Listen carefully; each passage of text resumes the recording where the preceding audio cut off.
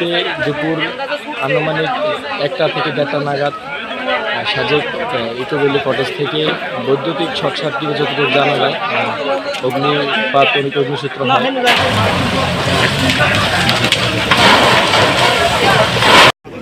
Mainly আগুনটা লাগে হচ্ছে আমাদের রেস্টুরেন্টের পাশে হচ্ছে ইকোভ্যালি রিসোর্ট। ওই ইকোভ্যালি রিসোর্ট থেকে আগুনের সূত্রপাত। তো আমরা ওইদিকে দেখতে দেখতে হচ্ছে হঠাৎ করে আগুন আমাদের রেস্টুরেন্টে চলে আসে, মন্টানা রেস্টুরেন্টে।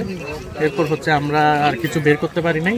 মোটামুটি সাজেকে আমাদের 4টা রিসোর্ট আর রেস্টুরেন্ট মন্টানা, এর বাইরে হচ্ছে আরও প্রায় 35 থেকে 40টা রিসোর্টের করা গেছে আর কি।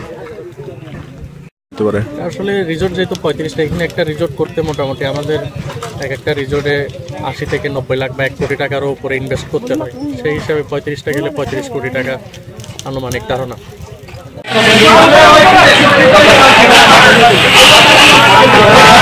31টা রিসোর্ট এবং 35টা হচ্ছে বসতভিটা মানে বসত বাড়ি।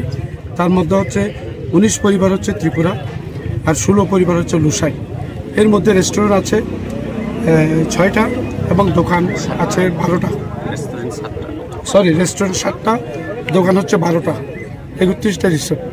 থ্যাংক ইউ দাদা। আপনার ওই যে রিসোর্টটাকে লাগছে আর কি, এটা মনে হয় সিগারেটের ইয়ে হতে পারে।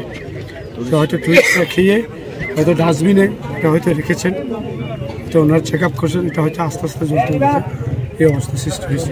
এটা অনুমান করতেছি সংখ্যাটা।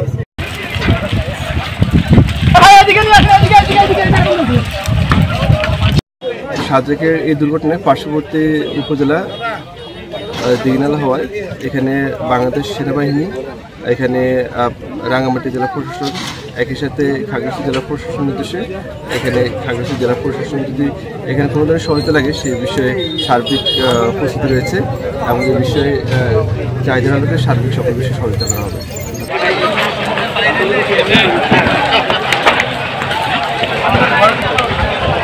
এখানে থাকতে পারেনি, তাদেরকে অ্যাডজাস্ট করে অন্য রিসোর্টে থাকার ব্যবস্থা করা হয়েছে। এছাড়াও আমরা সবাইকে জানিয়ে দিচ্ছি যে যদি কেউ থাকার কোনো প্রবলেম হয় তাহলে আমরা সেই অ্যাকোমোডেশন অ্যারেঞ্জমেন্ট করছি এবং আমাদের বাগেরহাট জোনের পক্ষ থেকে, সেনাবাহিনীর পক্ষ থেকে সবার জন্য আজকে রাতে খাবার ব্যবস্থা আমরা করছি। যারা রিসোর্টগুলা এবং স্থানীয়দের ঘরবাড়ি পড়ে গেছে, এখান থেকে আসলে প্রচণ্ড ধরনের ক্ষয়ক্ষতি হয়েছে।